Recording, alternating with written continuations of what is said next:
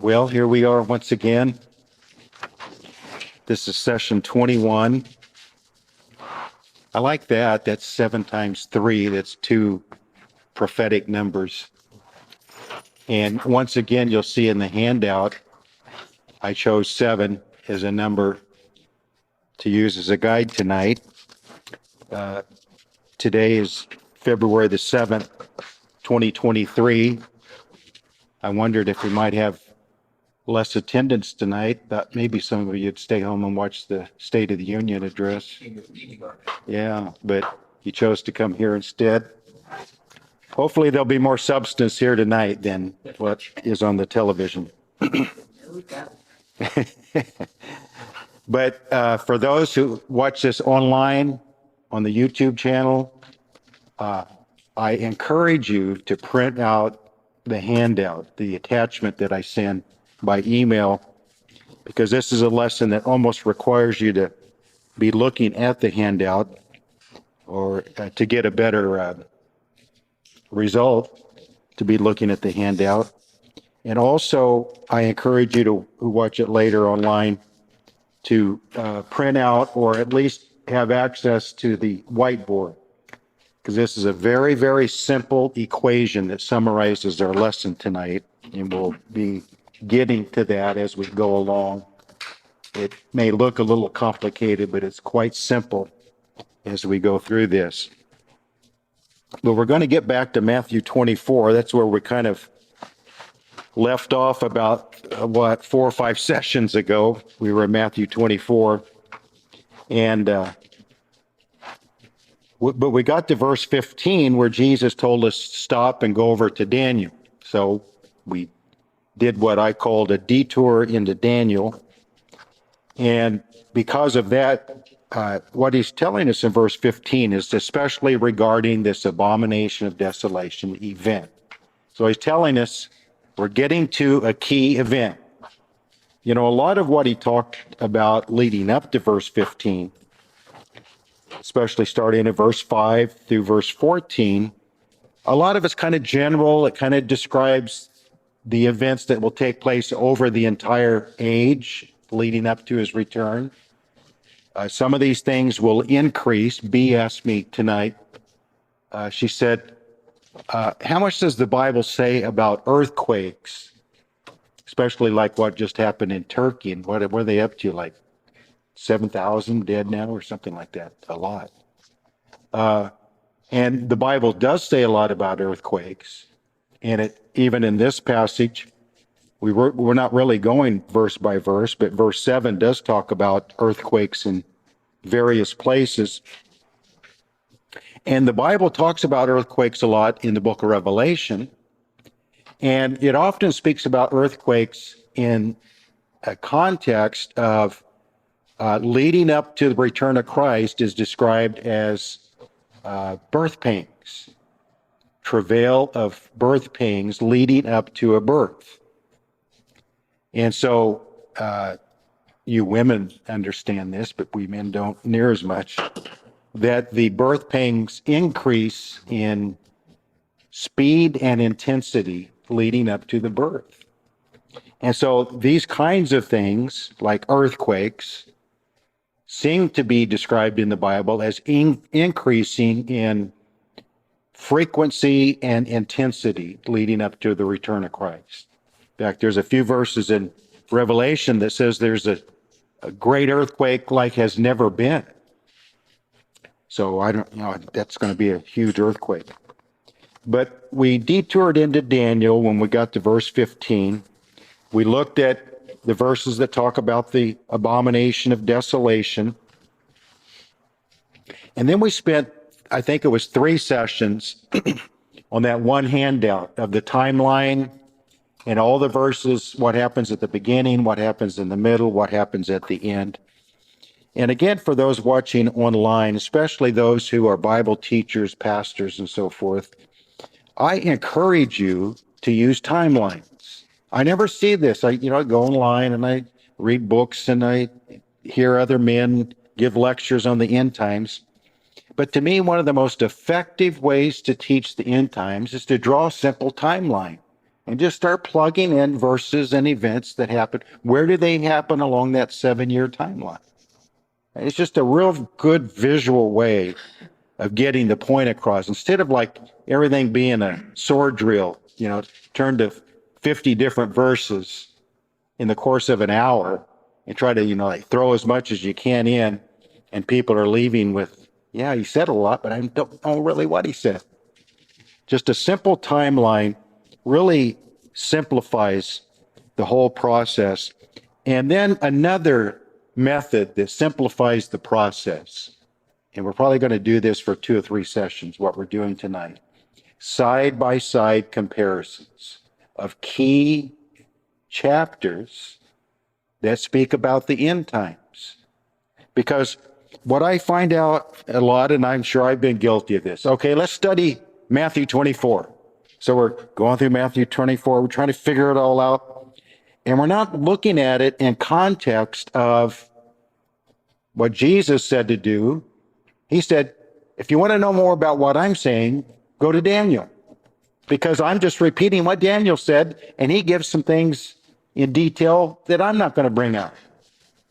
And then what we're going to find out tonight, Paul in 2 Thessalonians chapter 2 did a Bible study of Matthew 24. And 2 Thessalonians 2 is basically a summary or a rewording in his own words, but using key ideas and phrases and terms that Jesus used in Matthew 24. And these kind of side-by-side comparisons reveal a lot. They simplify things. They let you know there's a template, a general template, an outline, a framework that they're all using.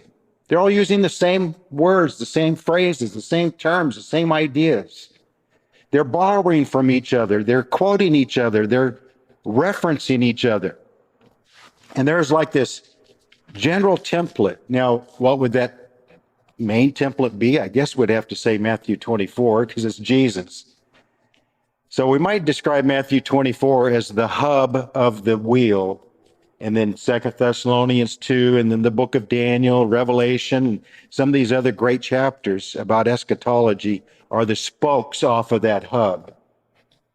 But they're all saying the same thing that the hub says. But probably Matthew 24 would be what we would say would be the hub of the wheel. And what you're seeing me trying to do the last few months, and I apologize almost every time, because I never feel like I accomplish it the way I want to, is that the deeper I go into studying the details of this subject, the simpler it is becoming in my mind. And you read after anyone who is trying to become a specialist in their field. It could be nuclear fission, it could be physics, whatever it might be. They all kind of say this.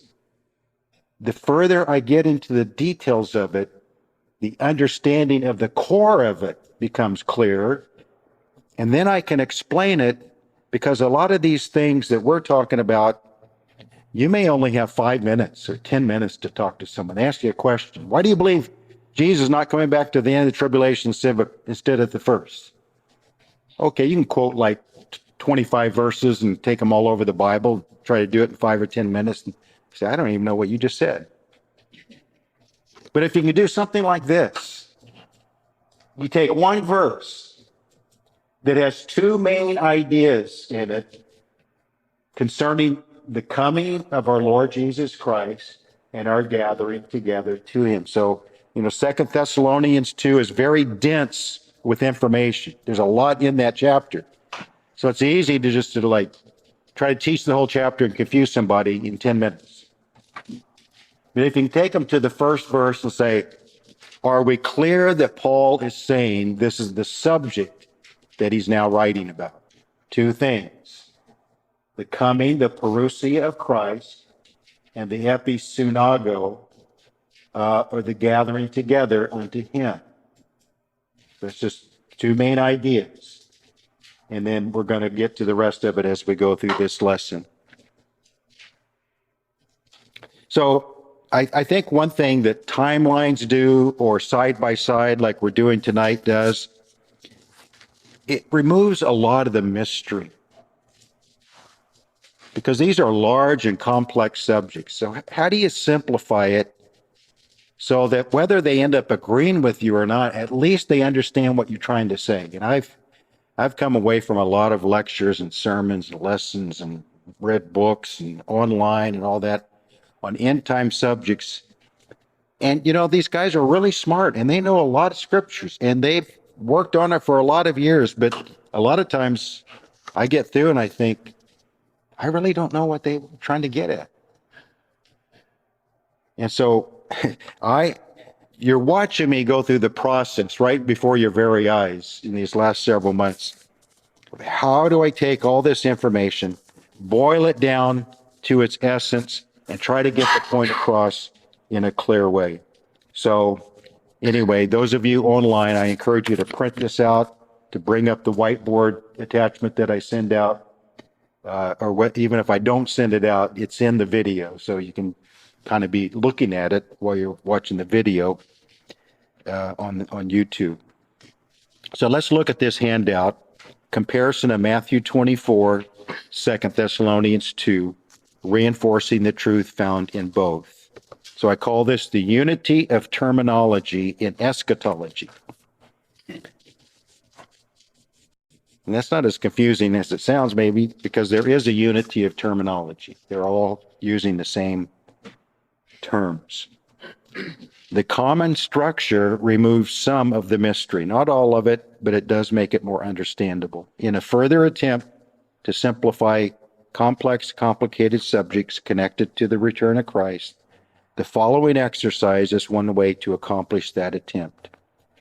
The mistake we make is that we tend to see key eschatology chapters like Matthew 24 or 2 Thessalonians 2 as isolated from one another. Okay, we're reading 2 Thessalonians 2. What does that verse mean? What's that verse mean? What does that verse mean? But once the little light bulb turns on inside your thinking of, this sounds a lot like Matthew 24. Maybe Paul did a Bible study of Matthew 24, and now he's trying to teach the Thessalonian church the same things Jesus was teaching, but I'm writing a whole letter, so I'm going to condense it some.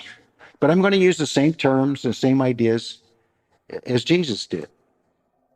And you say, well, someone watching this might be sharp enough to say, well, he wrote 2 Thessalonians before Matthew wrote the book of Matthew. Yeah, but I think most everyone in the know knew what Jesus said in Matthew 24 before Matthew wrote his book. In fact, probably a lot of people who were there, or a number of people who were there, and then those they told it to, wrote it down.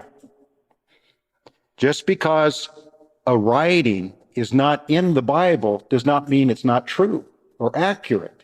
I think there probably were a lot of recordings or a lot of writings that tried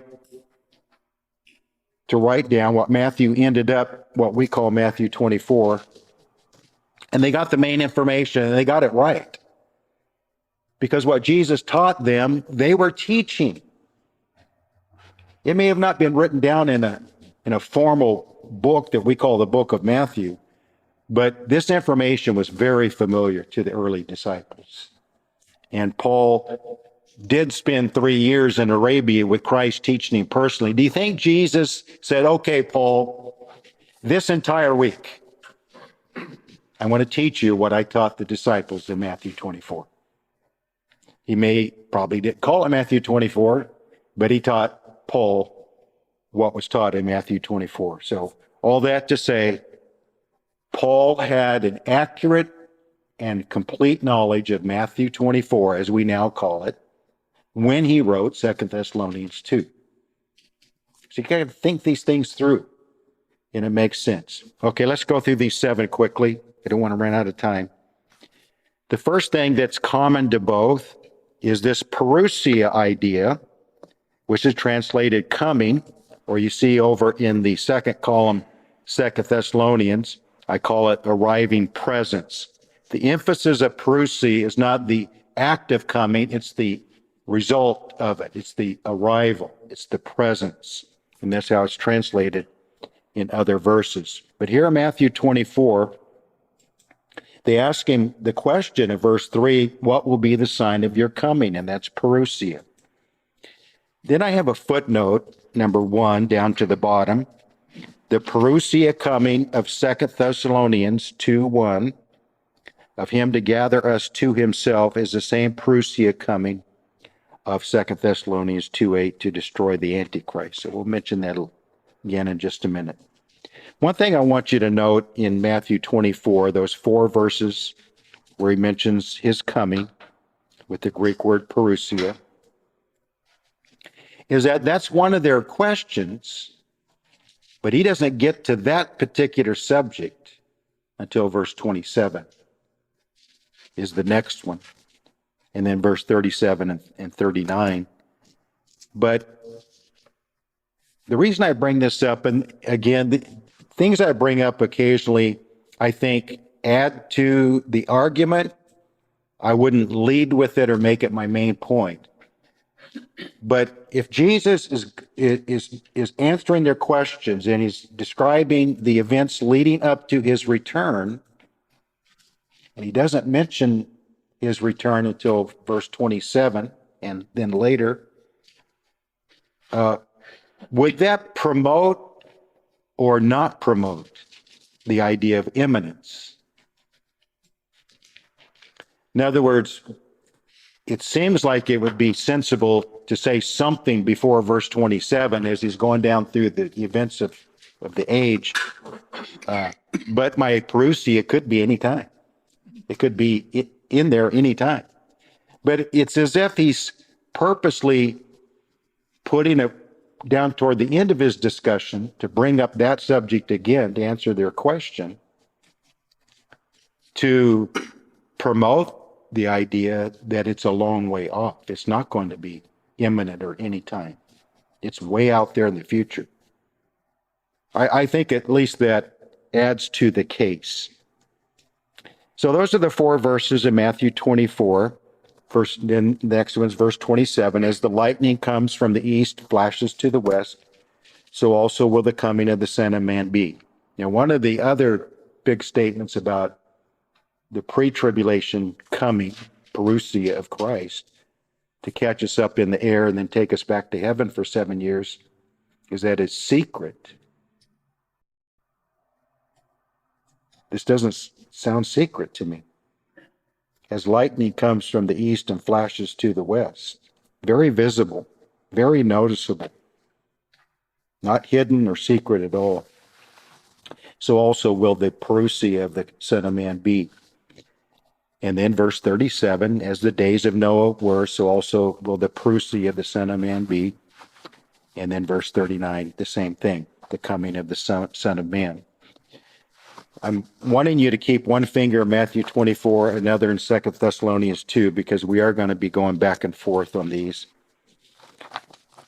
So chapter 2 and verse 1, concerning the parousia, the coming, the arrival, the presence of our Lord Jesus Christ.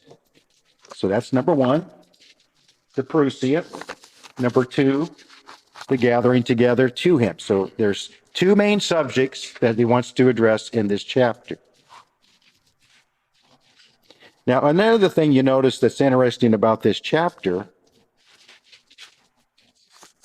is he doesn't mention his coming again as he's going down through what's going to lead up to his coming until verse 8.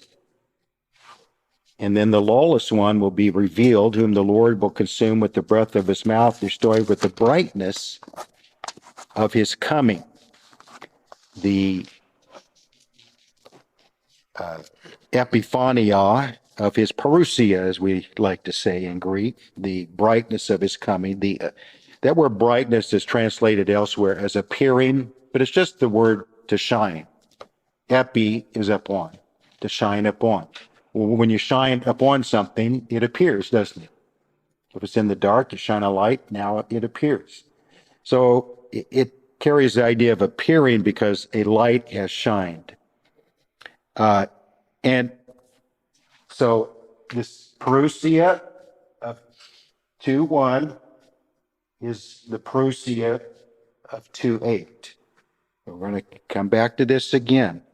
But that footnote that I make, the parousia of 2:1 is the same parousia as 2:8 to destroy the Antichrist. Is there anything in this chapter that would indicate the parousia to gather us to him is a separate parousia than 2:8 to destroy the Antichrist? It's not there. The same parousia to gather his saints to him is the same parousia that he destroys the Antichrist. Now, you really have to like force into it. I don't know how you do it really in this chapter, but these are two different comings, 7 years apart. There's nothing inferring it. There's nothing implying it. There's nothing at all to indicate it. So that's our first point of 7. So I need to move on. The second point is deception.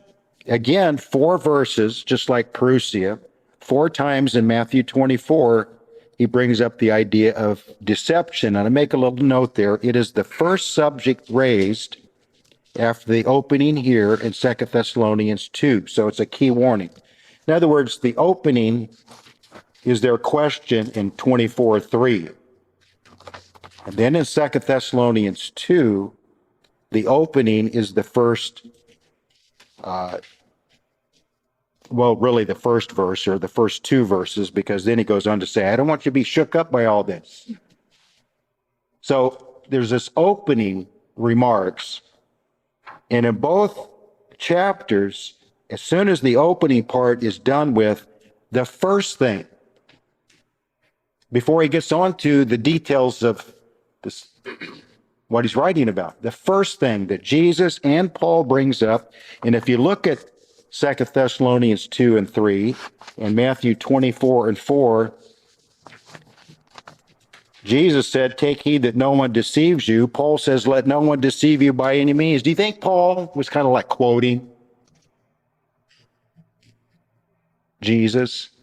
Do you think 2 Thessalonians 2 and the first statement of verse 3 is simply a direct quote, maybe 1 or 2 words slightly different than Matthew 24:4? So, and then in 2 Thessalonians 2, I show twice the idea of deception is used. First in verse 3, of course, I just read. And then in verse 10, where it says in verse 9, the coming of the lawless one is according to the working of Satan, with all power, signs, lying wonders, and with all unrighteous deception among those who perish. So deception is a big deal in the mind of Jesus and Paul. And I thought about bringing up examples tonight. There was too many to draw from, and we could have spent the whole class chasing this rabbit. But I think all of us feel like the last 3 years, we're being lied to at every turn. And it's intended to deceive. And then almost every time later, when it comes out they were lying to us, they just kind of shrug their shoulders and say something like, well, we meant it for good. We were just trying to protect you. There is mass deception going on all the time right now.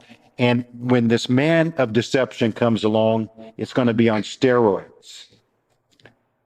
Because you think that the powerful people control the media and technology now, wait till then. It'll be blanket. It'll be total. So you won't receive any information other than what they want you to receive. There'll always be like underground or, little minor kind of radio channels, or maybe we have to all get CBs or something. There'll always be the truth out there. But it's going to be like 99% deception and 1% you got to go look for the truth. It's hard to find. And the masses of people aren't going to work that hard to find the truth. They're just going to, well, okay, that's what they tell us. I guess that's what it is. So it's mass deception. Number three, apostasy. And I'll be getting into this more in a later time, but in Matthew 24, verse 10, notice I put down on the handout, the word many is used 4 times. Many, many, many, many, repetition for sake of emphasis. 24:10, many will be offended. That's more than just upset. That means they will fall away. They'll quit. Will betray one another, will hate one another. So it only uses many one time in that verse, but really many could have been used 3 times because it applies to all 3 parts. There'll be betrayal, there will be hatred. We see it building right now, don't we? Many false prophets will rise up and deceive many. But they come across, as Paul said in 2 Corinthians, as angels of light, just like Satan. The masses will not be able to see them as false prophets. They will see them as good men with good words, and they'll be deceived. And nothing has that ability more than religion. Religion has the power to deceive people because it's not just about the mind, it's about the heart and emotions. So you get the total person involved. Verse 12, because lawlessness will abound, the love of many will grow cold. So I would say that's describing apostasy. It doesn't use the word apostasy, but it's describing apostasy. Paul takes all of those 3 verses and just calls it by one word. But he's really talking about everything in Matthew 24, 10 through 12. But he's summarizing because he's writing a short letter. He's wanted to capture a lot in a few words. So in 2 Thessalonians 2:3, let no one deceive you by any means, for you see the words that day will not come are in italics. I'm not sure if the translators did us a favor by trying to help us understand what Paul meant. I don't really like italics in the Bible because then it becomes commentary. In other words, the translators are trying to tell us what they think the writer meant. And I don't know that that's what Paul meant. I mean, he may have been talking about the day of Christ or the day of the Lord. Possibly so, probably so. But I think he's really going back to his main subject, the 2 events of verse 1. That's what this whole chapter is about, he says. The 2 events of verse 1. So, reading that way, let no one deceive you by any means. The parousia of Christ and our gathering to him. The 2 events of verse 1 will not take place unless or until the 2 things in verse 3. The falling away, then he uses the word first, which also applies to the man of sin is revealed. Those 2 things happen together. The son of perdition. If you really want to fluster someone who thinks they have a handle on 2 Thessalonians 2, it's pretty simple to just look at the first and third verse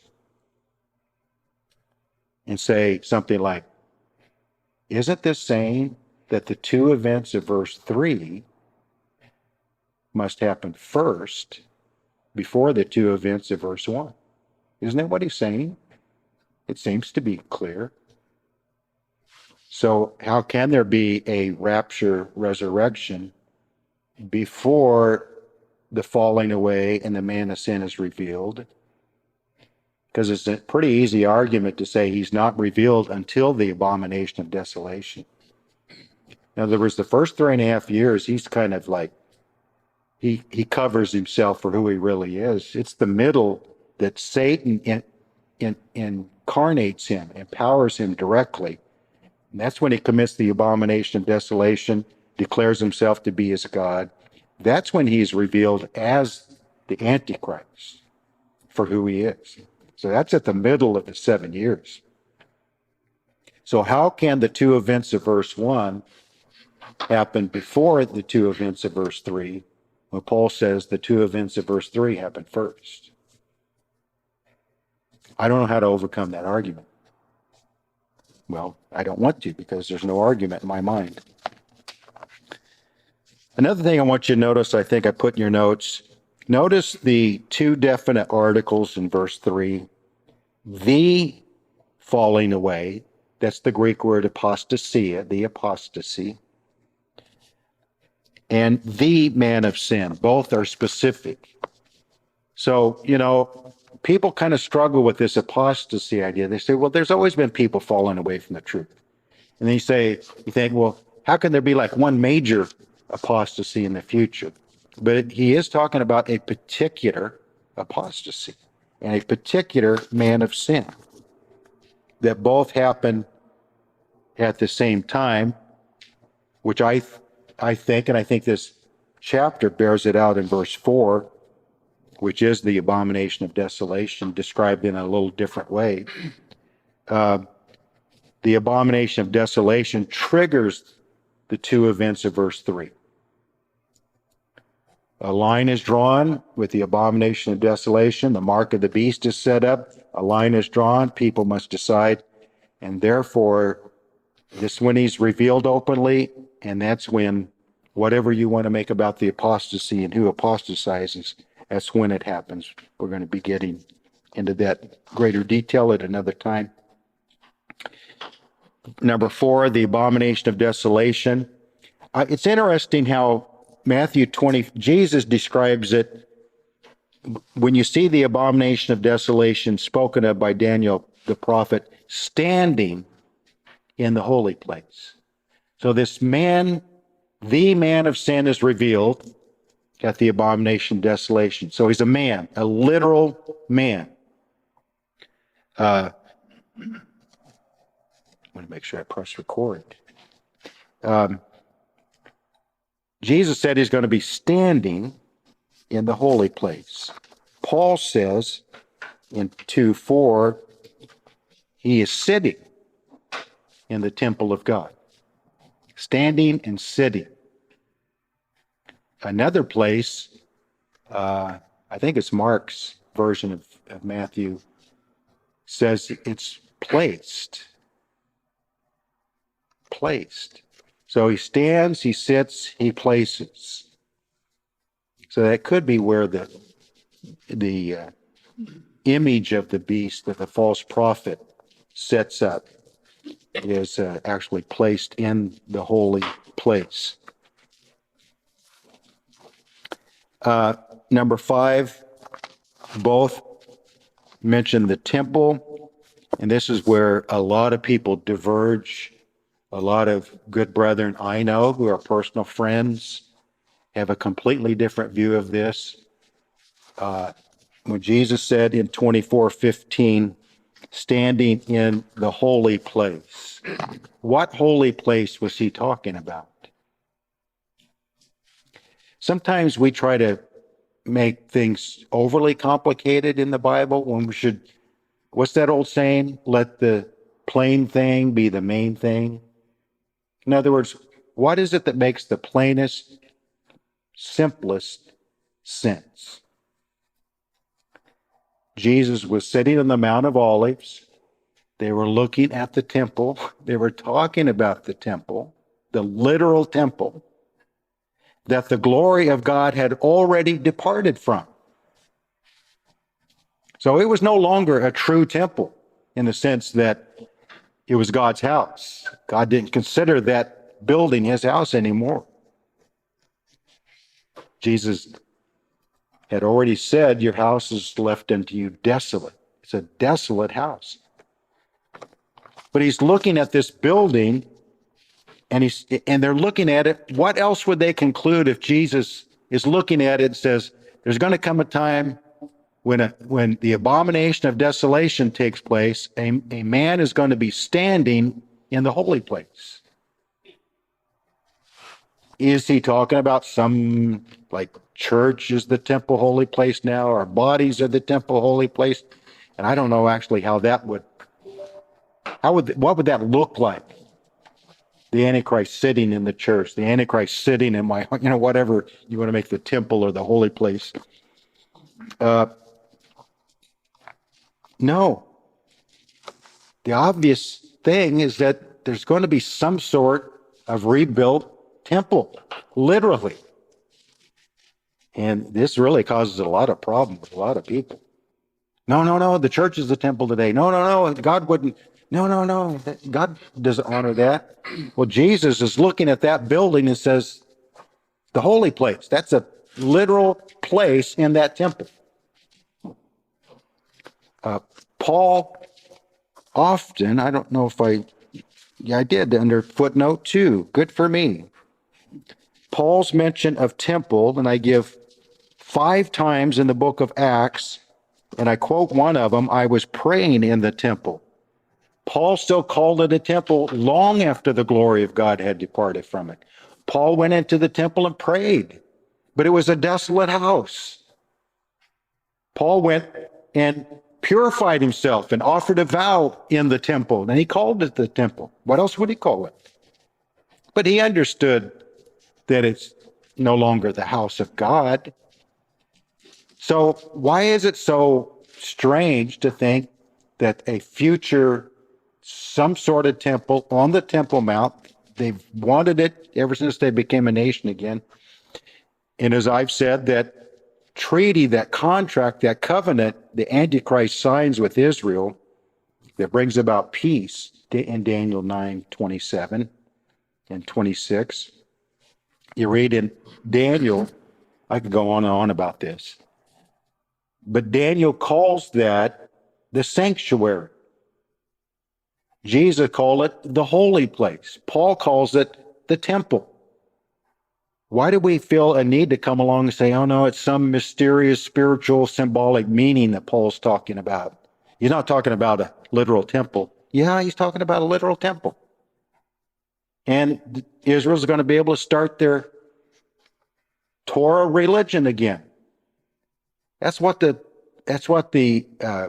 covenant that is signed is all about. Israel gets what they want. They stop killing all those Muslim countries that are trying to destroy it. Brings about peace. And then he breaks that covenant in the middle, and he stops the word sacrifice. When he stops the sacrifice in Daniel 9:27, is the Hebrew word for the normal daily sacrifice that they offered in the tabernacle and temple. I'm trying to simplify these things. I'm not trying to find some spiritual symbolic temple that Paul is talking about when he says in 2:4 that he shall, who opposes and exalts himself. So that's the abomination right there. He's opposing, he's exalting above all that is called God or that is worshipped, so that he sits as God in the temple of God, showing himself that he is God. So do you want to make this some sort of symbolic? It's the church, it's my heart, it's what does that look like? How does this literal man sit in your temple? So it just doesn't work to me. But his goal is to capture Jerusalem. He wants Jerusalem to be his capital city. In that city is going to be a rebuilt temple. And I think it's just that simple, but others don't. Number 6, the gather together of Matthew 24:31. So 24:31 says, and he shall send his angels with a great sound of a trumpet, and they will gather together, episunago, or at least a form of it. Some of you watching online, you're going to get technical and say I'm not using the correct form, but that's the root word, episunago, and the same in Thessalonians, a gathering together. They will gather together his elect from the four winds, from one end of heaven to the other. It's the same word as in 2 Thessalonians 2:1, concerning our gathering together to him. So let's start bringing this. Yeah, good. So let's just talk about this for a minute. Let me simplify this instead of the arrows and the colors and everything that can kind of be a little bit confusing. You take one verse, it has 2 parts to it, 2 key Greek words. We've already established that the parousia of 2:1 is also the parousia of 2:8 to destroy the Antichrist. They're the same. It takes hard work to make them different by 7 years. It takes hard work. I don't think it can be accomplished. Then on this side, the episunago of 2:1 is the same as Matthew 24:31. He sends his angels to gather together his elect. Clearly 2:8 parousia is post-tribulation to destroy the Antichrist. Clearly, the episunago of 24:31 is post-tribulation, immediately after the tribulation, verse 29 says. That's when he sends his angels to gather together the elect. So if the same word used in 2:1 is used in 2:8, it's clearly at the end of the tribulation. The same word in 2:1 gathered together is the same word in 24:31, which is also clearly post-tribulation. Then how you make those same two words in 2:1 not post-tribulation, I'll just leave it to you to work out. I can't work it out. And then another thing I do in this is to show that this parousia is the same word used in 1 Thessalonians 4:15, that everybody who believes in a pre-tribulation rapture, that is their candy passage, their main passage. I would not have you ignorant, brethren, concerning those who are asleep. For we believe Jesus died and rose again. Shall come again. And we believe that he will come again. That's parousia. What's he going to do? And let's just turn there in 1 Thessalonians 4. What's he going to do when he comes back? We say to you by the word of the Lord in verse 15 that we who are alive and remain until the parousia of the Lord will by no means precede those who are asleep. So the parousia by the same author to the same church. Use parousia to say Jesus is going to destroy the Antichrist at his parousia. He's going to gather together his people at the parousia. And Paul says in the first letter, 4:15,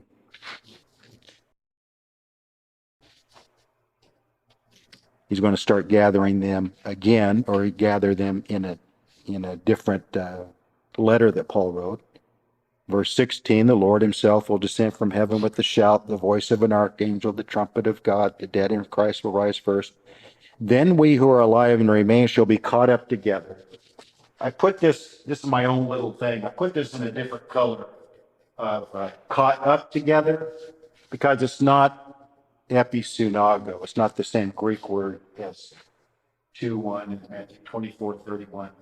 It's the Greek word harpazo, which is where we get rapture. Harpazo is the Greek word that in Latin sounds like rapture, rapturo, or a form of rapturo is the Latin, and that's where we get rapture. So there will be a rapture. Who is the rapture for? The rapture is for those who are still alive. The resurrection is for those who have already died. So the rapture and the resurrection are the same time, but the two different groups. Those who are raptured will receive their glorified bodies. Those who are resurrected will receive their glorified bodies. And they'll be caught up together with the Lord in the air. And that's all that passage says. So you have to then extend it based on your own belief. Shall be caught up together with the Lord in the air, so shall we ever be with the Lord. Where? One view says he makes a U-turn and we all go back to heaven for 7 years. But it doesn't say that in this passage, does it? Another view says he's on his way down and we're meeting him as he's on his way down to the earth and he comes all the way.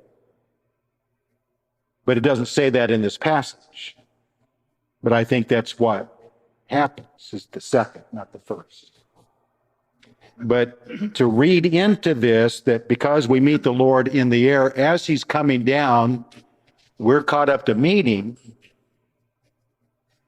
does not have to mean that he's coming to meet us so that we can turn back and go to heaven for 7 years. That is read into the passage, but it's not in the passage. To be honest, in the passage does not also say he continues on to the earth in this passage.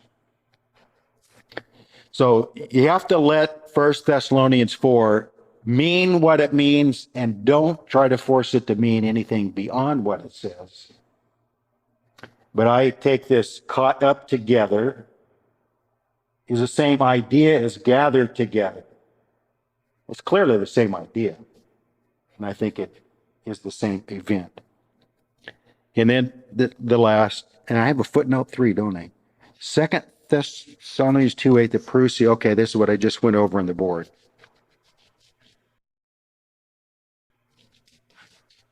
Yeah, and even that part at the next paragraph after footnote 3. And then down at the bottom, Matthew 24 simple timeline. I just put this in here for your benefit. I've said this, half a dozen times already, but a lot of times it kind of takes it in writing for you to really grasp it.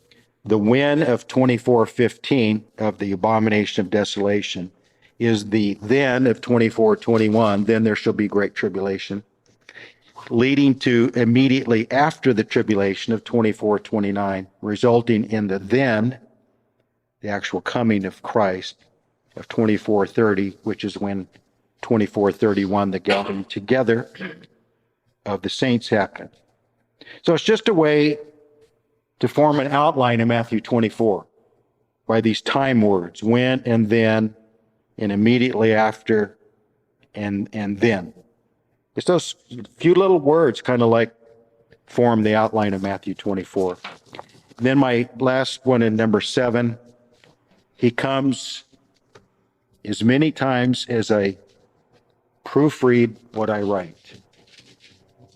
I had 24:39. I had to handwrite just before you all got here. It's actually 24:30. It's hard to proofread your own writing. He comes with power and great glory. Paul just says it in a slightly different way, with the brightness of his coming. So I think I'm going to stop there because I covered all I want to tonight. A few minutes early, give a few minutes for discussion, and